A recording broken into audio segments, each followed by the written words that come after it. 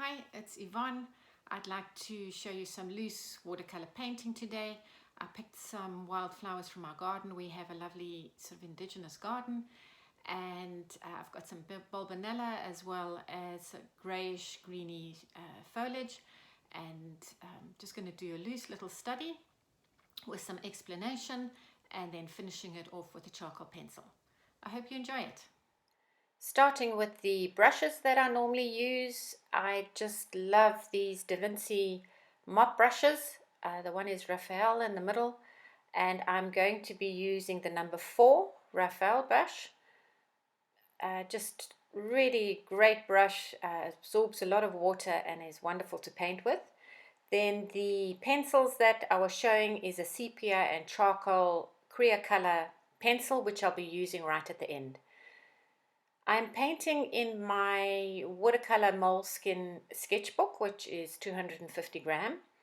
And normally with my loose paintings, I start with spraying the page a little bit wet and then just dropping in some colors quite loosely. Now, I like these colors to blend together to give me that sort of start of a background, which at the end of the day adds a little bit more depth to your painting. So this area would need to dry first before you come in with the details. Now the colors that I have mixed is the lemon yellow with a touch of Scarlet Lake, and then the green is a sap green. The Cobalt Blue added to the sap green gives the slightly more bluish grayish color to the foliage. And then a little bit of purple, so I've added Alizarin Crimson to the Cobalt Blue. But the bulbinellas have these great like little spots of orange and yellow flowers, and as the paper starts drying slowly, I add in with the brush. So this has all been done up to now with the number 4 mop brush that I use. It has a fantastic sharp point, but you can also get a lot of paint onto it, great for washes, but it has this great sharp point, so you can add a little bit of detail. Right at the end, I will come in with a slightly smaller brush just for tiny little details.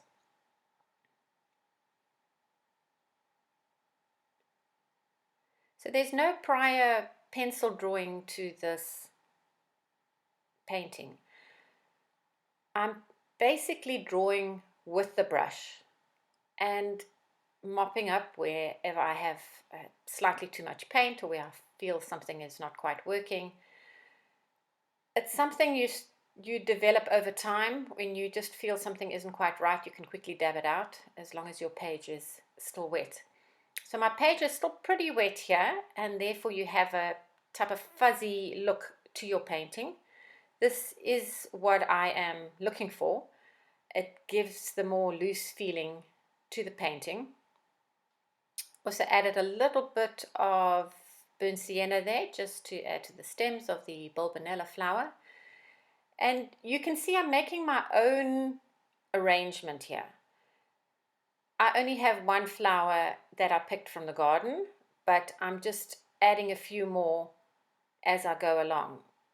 So what I tend to do quite often is I pick up the flower and I might turn it in different directions just to get a slightly different angle on the flower on the painting.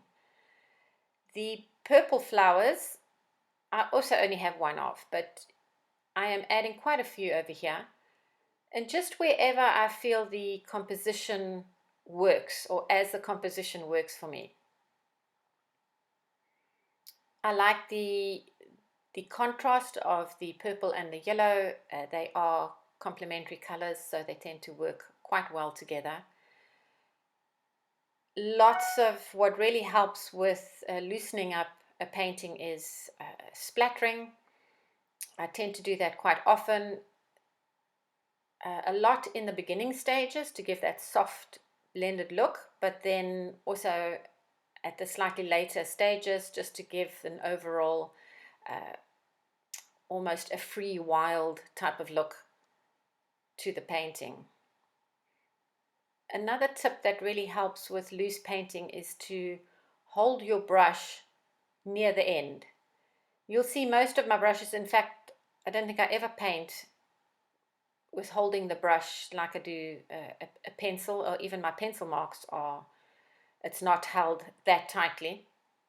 So I tend to really try and hold my brush at the end to keep that loose feel of the painting. Otherwise, I feel too much in control. And if you have a precise little painting and something is slightly wrong, you will then see it. Whereas with a loose painting like this, you don't see if there's the odd little mistake. You can do what you like just because people accept that it has that overall feel to the painting. Here you can see I've got a slightly smaller brush. In fact, it's quite a bit smaller. It's just a synthetic watercolor brush. I'm not exactly sure on the size, but anything will do. I've added the lemon yellow to the sap green to bring in some of the lighter green to the top of the bulbinellas and some extra foliage. And just using those colors I've got on the palette to make the colors slightly lighter and slightly darker as I go along. Maybe a little bit more of the cobalt blue. I did add a bit of cerulean blue to some of the foliage to give it that slightly lighter blue look. And then the purpley colors on the flower is a mixture there of the cobalt blue with the alizarin. Also dropping in a lot of splattering again and dabbing where it seems to be too much of. Even if it is splattering, you can dab it here and there. And here I've now started with my pencil.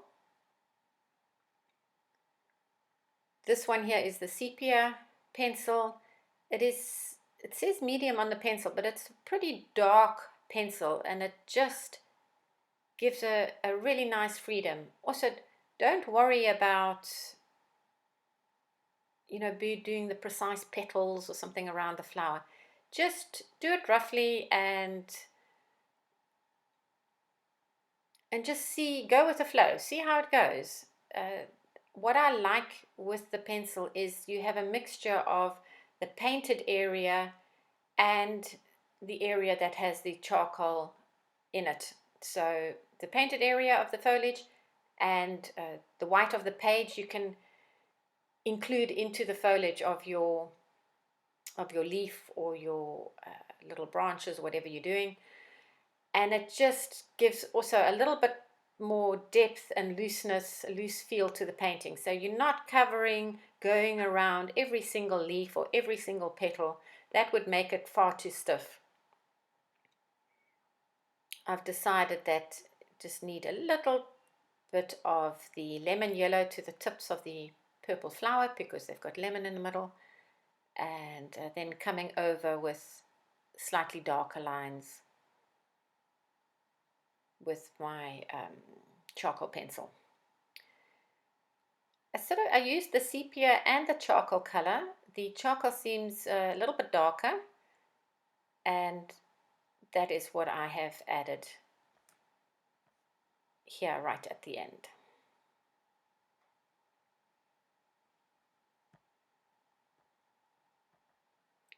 And a Posca pen, I've got a Posca pen. I've maybe felt I'd gone over a little bit of my whites, so I just want to bring a few of the whites back.